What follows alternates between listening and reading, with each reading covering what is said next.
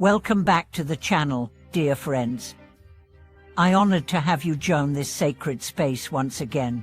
Today, we venture into one of the most profound and universally known mantras in Buddhist tradition, the six-syllable mantra, Om Mani Padme Hum. You've likely heard it in temples, seen it carved into stones along mountain paths, or come across it in prayer flags fluttering in the wind. But what lies behind this simple combination of syllables? Why did even the Buddha himself declare that its merit cannot be measured? Let us journey into the mystery and grace hidden in this sacred chant. First, let's understand its origin. Om Mani Padme Hum is known as the heart mantra of Avalokiteshvara, the Bodhisattva of compassion.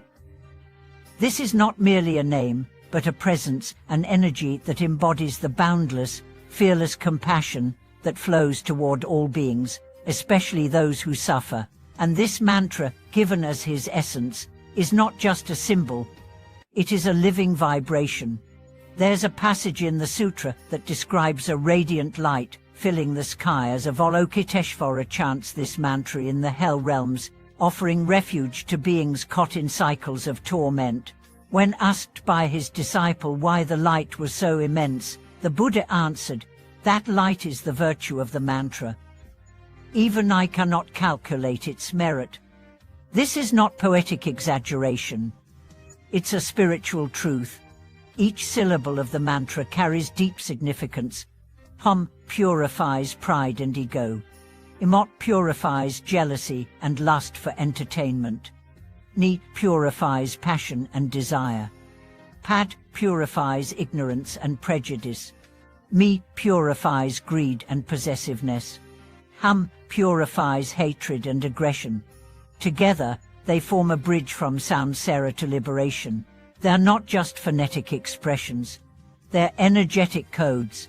When recited with devotion, these sounds awaken dormant qualities in the soul: compassion, clarity, courage, and ultimately, wisdom. So why is the mantra considered beyond measure? Because it doesn't just create merit, it transforms the very mind that craves merit. It doesn't just purify karma, it awakens the heart that is beyond karma. In a way, this mantra doesn't merely bless you, it returns you to your own Buddha nature. Let me tell you a true story. There was a man in the Himalayas who had lost his family in an avalanche. He was alone, grief-stricken, and wandered aimlessly from village to village. One evening, as he sat by a frozen stream, a group of monks passed by, softly chanting, Om Mani Padme Hum. Something stirred in him. He followed them. Day after day, he walked behind them, repeating their chant. He didn't know the meaning. He had no teacher. But he chanted. Months later, a traveler met him and said, "You are glowing. What has changed?" The man replied, "I forgot to grieve. The mantra filled me with something I cannot explain. A chant, and I feel peace." This is the secret power of the mantra. It does not need your understanding. It needs your sincerity. Many people ask, "Can I chant it if I don't know the meaning?" Yes, meaning matters, but it's not everything. The vibration, the rhythm, the intention, all are vehicles of transmission. Like a baby feeling safe in its mother's arms without knowing words, the soul feels held in the sound of this mantra. When you chant Om Mani Padme Hum, you're not asking for favors, you're aligning yourself with compassion. You're tuning your heart to the frequency of mercy, and in doing so, you become a vessel through which that compassion can enter the world. And let's be clear, this is not a superstition. Modern research in neuropsychology confirms that repeated syllables and sacred phrases calm the nervous system, regulate emotions, and build neuroplasticity. But spiritual teachings knew this long before science caught up. Another story comes from a young woman who was dealing with depression. Medication didn't help, therapy was slow. One day, she stumbled across a video explaining this mantra. She started whispering it before bed. In 2 weeks, she felt lighter. In 2 months, her panic attack stopped. It felt like someone was listening, she said. Or maybe I was finally listening to myself. That's the transformation.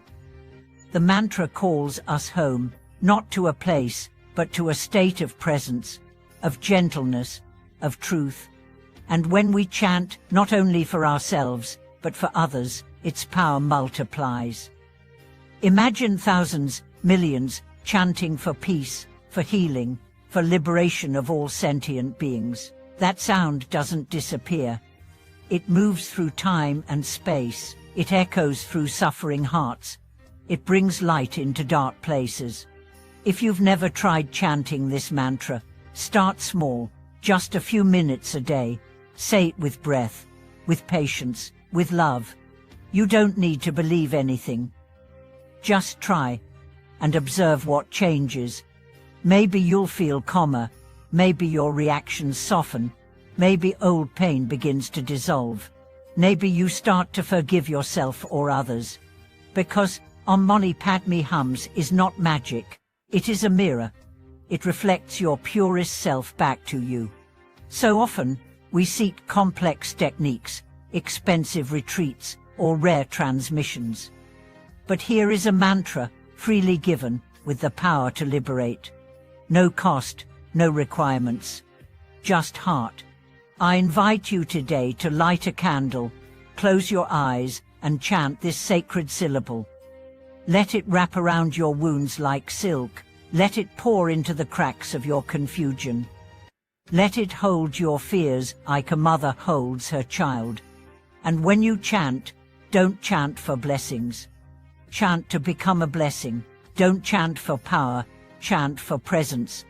Don't chant to escape, chant to embrace.